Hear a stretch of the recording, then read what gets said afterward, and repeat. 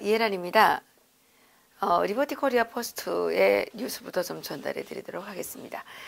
중국에 파견된 그 북한의 무역 일꾼들이죠. 예, 소식통이라고 저희들이 얘기를 하는데, 리버티 코리아 포스트가 이분들하고 자주 연락을 취하고 있습니다.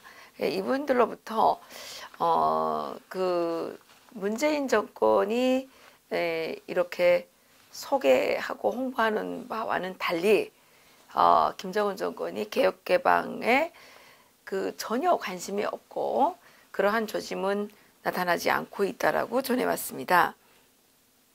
북한에 상당히 많은 경제개발구들이 이제 있는데요. 김정은 정권의 생산 담당제가 중국식 개혁개방 제도였던 생산 책임제와 비교하는 것 자체가 어불성설이다. 이런 얘기들을 북한에서 직접 파견된 간부들의 입에서 지금 흘러나오고 있습니다. 그렇기 때문에 북한의 개혁과 개방을 철저하게 분리해서 바라봐야 된다는 거죠. 지금 심양에 파견된 북한 간부가 한 말인데요. 뭐라 그랬냐면, 심양에 있는 식당들에서 한국 사람들을 많이 접촉하고 있다. 그런데 한국인들은 김정은이 당장 개혁개방을 도입하는 것처럼 말하고 있는데 도대체 무슨 근거로 그런 얘기를 하는지 모르겠다. 오히려 북한 사람들이 이렇게 의문을 제기하고 있습니다. 북한 간부는 중국이 1984년에 생산 책임제라는 명목으로 개혁개방을 도입을 했는데, 이것은 작년이죠. 작년에 김정은이 도입한 생산 담당제와는 본질적으로 다르다. 김정은이 허용한 생산 담당제는 극히 제한적인 생산 유연화 정책일 뿐 개혁개방과는 전혀 상관이 없다. 이렇게 이제 얘기를 하고 있습니다. 사실 개혁개방을 위해서 필수적으로 필요한 것은 시장경제를 도입하는 것이죠. 이 시장경제를 도입하는 데 있어서 가장 중요한 것은 개인들에게 주어지는 자유입니다. 그렇기 때문에 북한에서 주민들이, 그러니까 노동력들이죠. 주민들이 자유롭게 이동이 보장이 돼야 되고 거주지 제한이 없어져야 되는 거죠. 그런데 북한은 지금 통행증이 없이는 어디에도 갈 수가 없고 통행 제재와 또 이 거주지 제한이 필수적인 거죠. 그러니까 김정은이 내놓은 생산 담당제는 국가계획과 상관없이 기업소의 당위원회가 직접 생산을 계획하고 공장을 운영하는 한갓 노동개혁에 지나지 않는다는 겁니다. 그러니까 예전에는 북한의 국가계획위원회가 계획을 내주고 거기에 대해서 이제 컨트롤을 했다면, 지금은 그게 국가가 원자재라든가 에너지를 전혀 공급하지 못하기 때문에 공장 자체로 직접 생산을 계획하고 거기에 맞게 공장을 운영해 나가라는, 이게 뭐 일종의 노동개혁일 뿐이지 이것이 전혀 개혁개방의 신호탄이 될 수는 없다는 얘기입니다. 또 이 간부가 얘기하기를, 이러한 생산 담당제가 시장 개방으로 이제 이어지려면 노동력의 고용과 해고가 자유로워져야 되는 거 아니냐, 이렇게 얘기를 하고 있습니다. 이건 당연한 거죠. 이 북한 간부도 알고 있는 이 시장의 절대적인 운영 원리를 대한민국의 정치인들이 전혀 모르고 지금 전 세계를 향해서 가짜 뉴스를 지금 생산하고 있는 거죠. 간부가 또 이렇게 얘기했습니다. 북한은 노동력이 각 지역 인민위원회 노동과에 관리권이 있기 때문에 공장 기업소들이 직접 노동력을 고용하거나 해고할 수 없다. 그렇죠. 사장이 노동력을 직접 고용하거나 해고할 수 없으면 어떻게 이게 일을 마음대로 시킬 수가 있겠습니까? 또한 중국 현지에 파견된 또 다른 무역 일꾼이 전해온 얘기에 따르면 김정은이 외국의 투자를 유치해서 경제를 성장시키려는 전략을 추구하고 있지만 외국의 투자를 끌어들이기 위해서는 지금까지 이 외국인 투자자들이 외국인 투자자들을 끌어들이기 위해서 많은 노력을 했지만 지금까지 아무런 성과가 없었다는 거죠. 성과가 없는 게 당연한 거 아니겠습니까? 이 무역 부문의 이 간부는 무슨 얘기를 했냐면 외국의 기업들이 우리나라의, 그러니까 북한이죠. 북한에 투자를 안 하는 것이 아니라 투자를 못 하고 있다. 최근 중국의 한 기업이 청진시에 있는 합성수지 공장, 그러니까 플라스틱 공장입니다. 합성수지 공장 설립을 추진하다가 투자 요건이 맞지 않기 때문에 끝내는 투자 계획을 철회했다고 합니다. 그래서 이러한 사례를 비추어 볼 때 외국인 투자자들이 투자를 하고 싶지만 북한의 상황 자체가 절대로 투자를 안정적으로 할 수 있는 상황이 아니기 때문에 이렇게 투자를 포기한다는 거죠.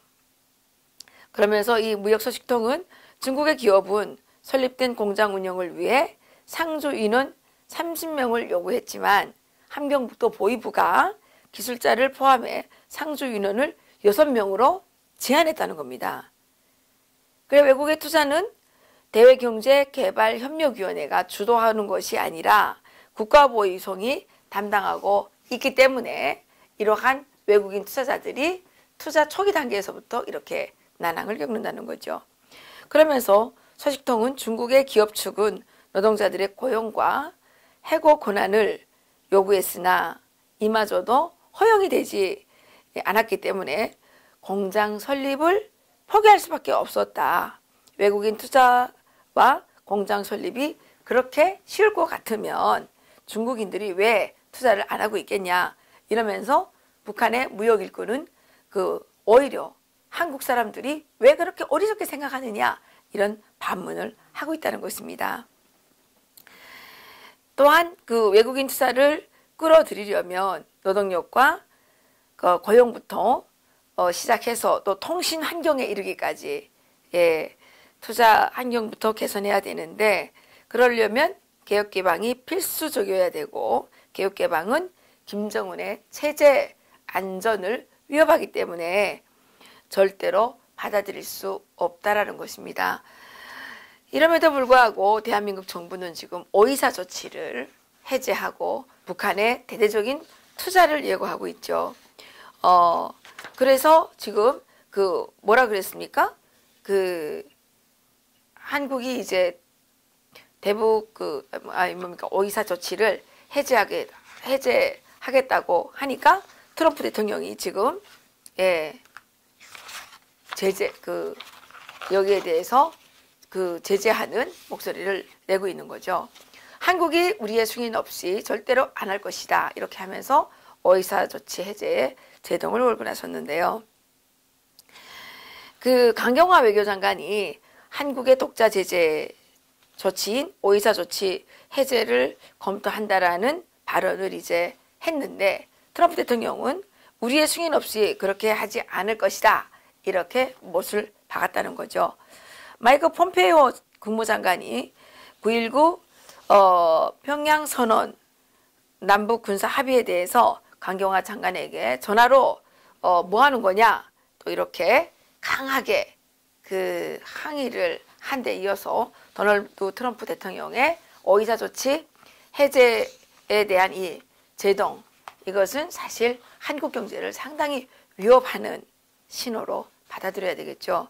그러지 않아도 지금 가뜩이나 한국 경제가 너무 어렵지 않습니까? 문재인 대통령이 9.19 평양 선언을 이 미국 정부에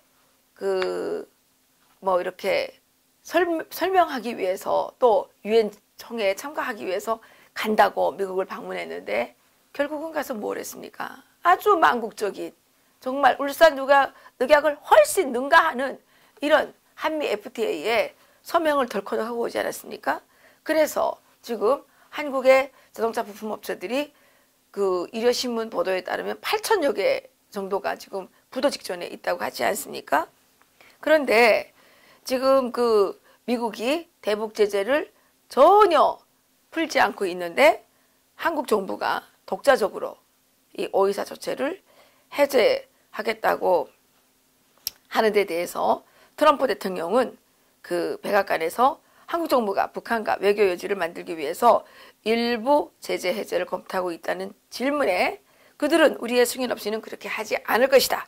이렇게 말하면서 그들은 승인 없이 아무것도 하지 않는다 라고 말했다고 합니다. 트럼프 대통령은 이와 관련해서 한국 정부와 접촉이 있느냐에 대해서 그렇다.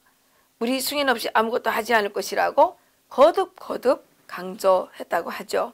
대북 제재에 관해서 한국 정부의 독자 행동은 있을 수 없다는 그런 설명인데요.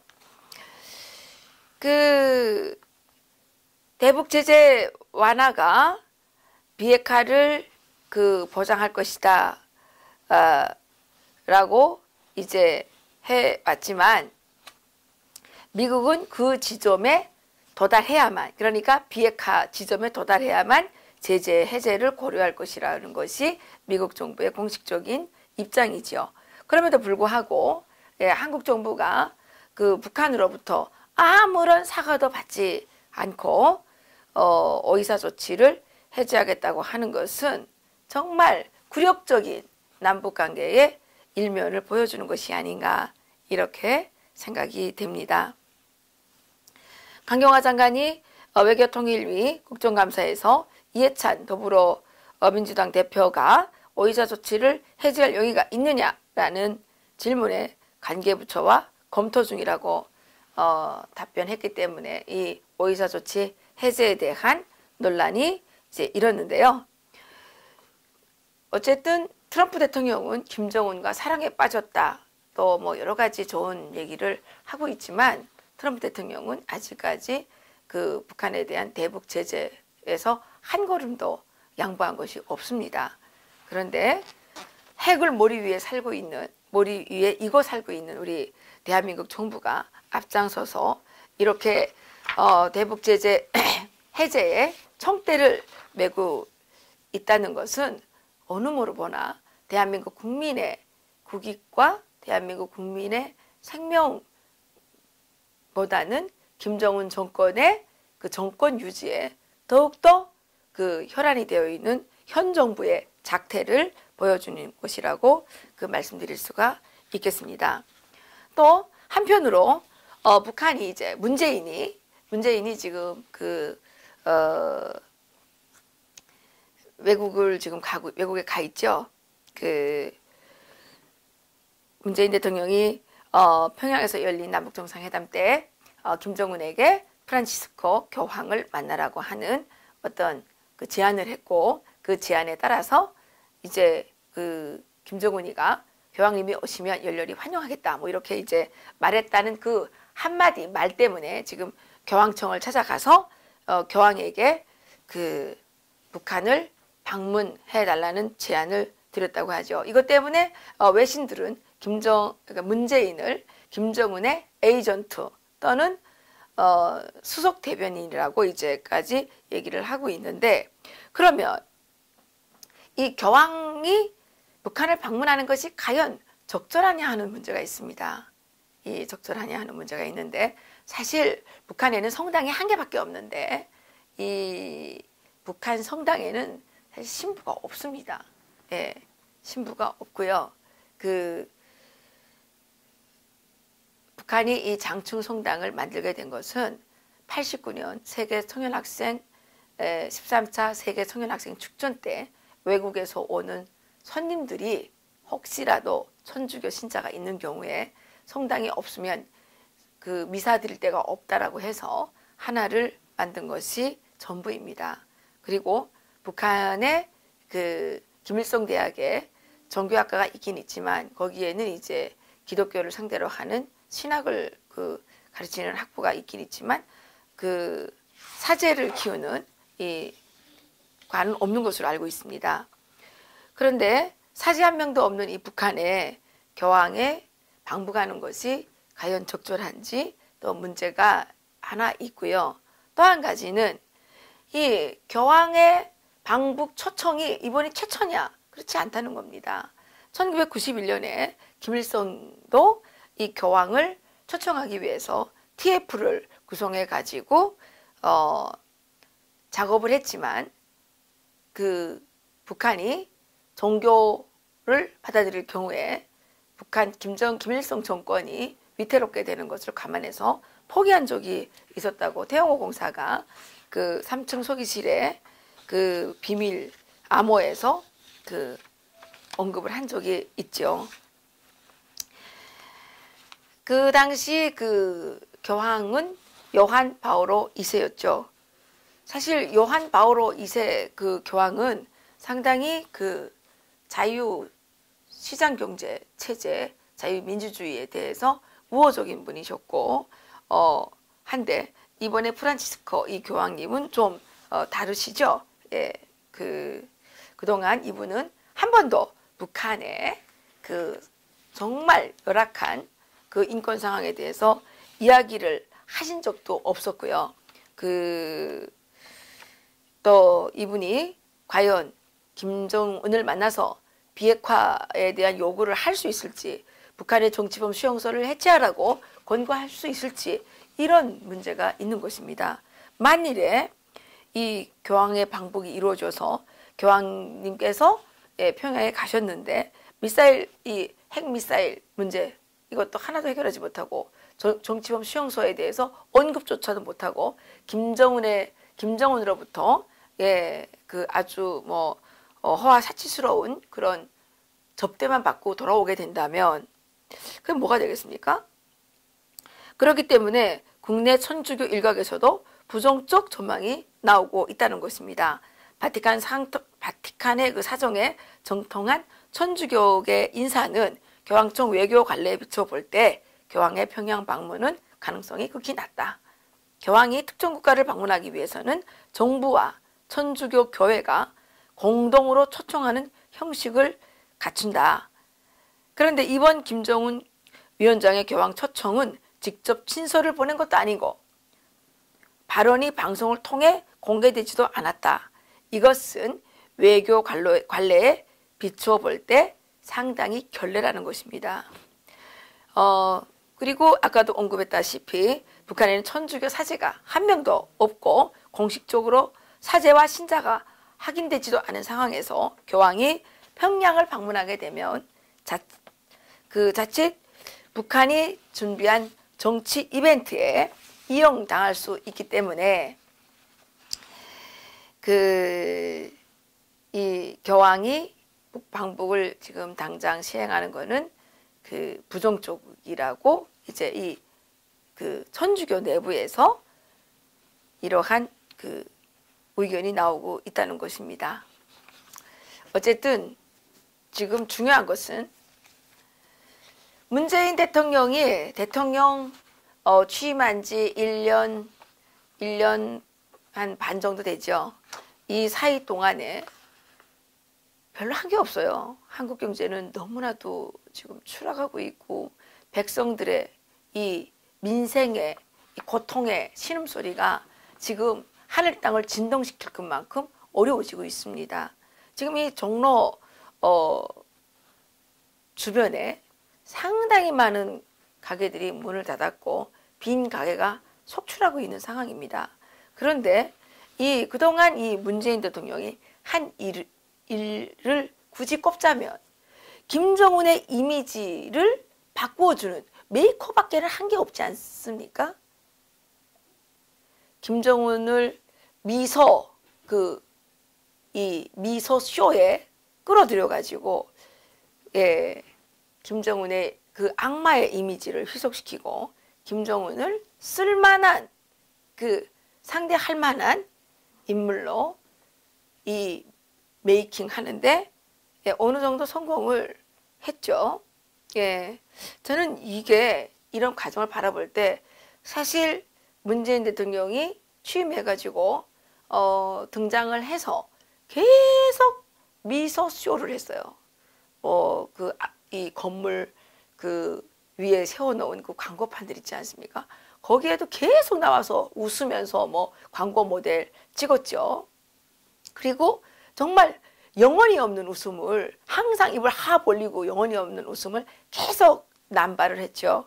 그랬는데 그러한 전략을 또 김정은에게 대입을 해가지고 지금 김정은을 이 미소쇼 이 장에 끌어들여서 지속적으로 이 언론 플레이를 통해서 김정은의 이미지를, 그 악마적 이미지를 희석시키는데 어느 정도 성공을 했어요.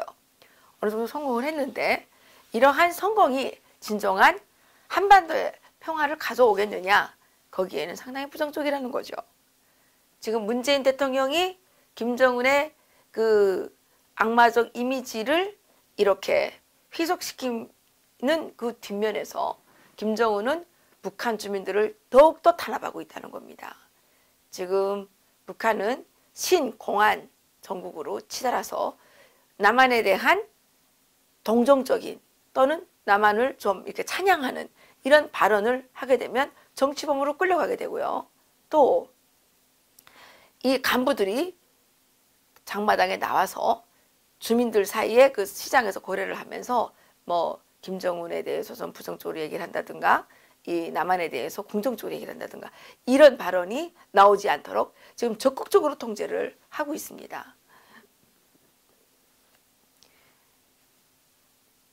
그러니까 문재인 대통령이 진정으로 해야 되는 일은 그 북한 주민들과 남한 주민들이 평화롭게 살아가게 될 그러한 한반도를 만드는 것이 그것이 이제 중요한 일 아니겠습니까?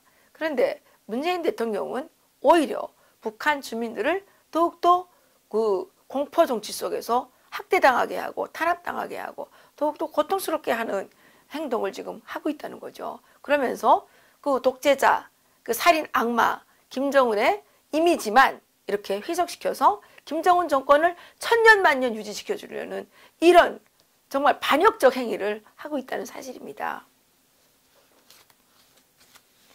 북한 주민들은 1980년대 후반부터 장마당에 그 기대서 살아올 수밖에 없었습니다. 그 과정 속에서 그 북한 주민들은 300만 명의 아사자를 경험하기도 했죠. 북한이 예고도 없이 아무런 대책도 취해주지 않은 채 배급을 중단했고 그 배급이 중단된 상황에서 북한 주민들은 생명권을 위협받게 됐죠. 그런 과정 속에서 북한 주민들이 스스로 개척한 이 장마당 경제, 이 장마당 경제가 어쩌면 오늘날 대한민국에 33,000명의 탈북자들이 와서 생활할 수 있도록 한 그 근거가 되거든요. 장마당, 북한이 배급제를 포기하고 장마당을 인정해 줌으로써 북한 주민들은 생계를 위해서 정말 목숨을 걸고 장사를 하게 됐고 또 목숨을 걸고 이 여행을 하게 됐고 그 여행 과정 속에서 그 일말의 자유를 얻어서 도망을 쳐서 대한민국에 33,000명의 탈북자들이 와서 살게 된 것입니다. 그 과정 속에서 김정일, 김정은 정권은 약화가 됐고 정말 멀지 않아 북한 땅에 자유와 민주주의 시장경제 체제가 들어서게 될 뻔도 했는데 이렇게 또 이 정말 재수 없이 문재인 정권이 탄생을 해가지고 북한 주민들이 또다시 어려운 상황에 놓이게 됐다는 거죠.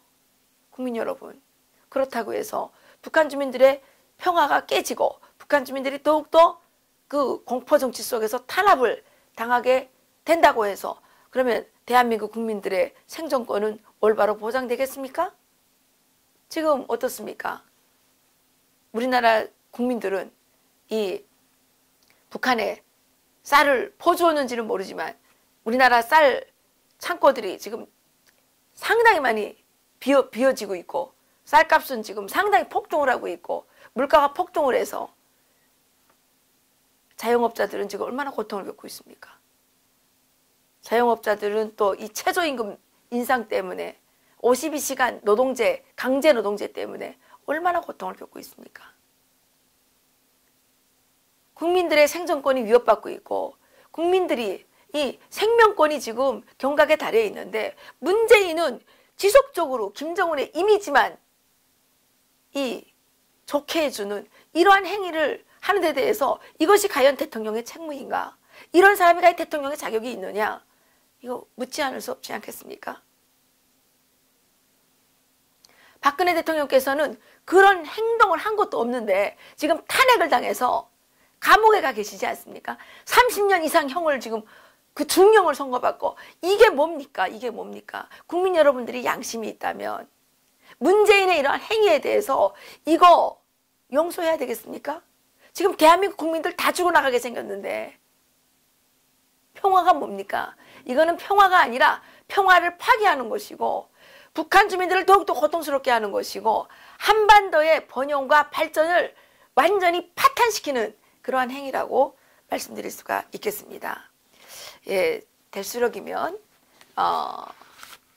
분노를 참고 정말 객관적인 말씀을 드리고 싶습니다. 그러나 상황은 그렇지 않습니다. 대한민국 조국의 미래는 날이 갈수록 더 추락하고 있고 정말 절망 상태로 빠지고 있습니다. 박근혜 대통령 때 좌파들이 만들어냈겠죠. 헬조선이라고 그랬죠. 정말 진짜로 헬조선이 지금 한반도에서 만들어지고 있다는 사실, 그것도 평화의 간판을 들고 김정은의 미소 전략에 속아서 그 정말 야만적이고 잔인한 그 미소 뒤에서 대한민국의 국민들과 북한 주민들이 지금 지옥 속으로 끌려 들어가고 있다는 사실 우리 모두 명심하고 빨리 바짝 정신 차리시기 바라겠습니다. 여기서 마치겠습니다.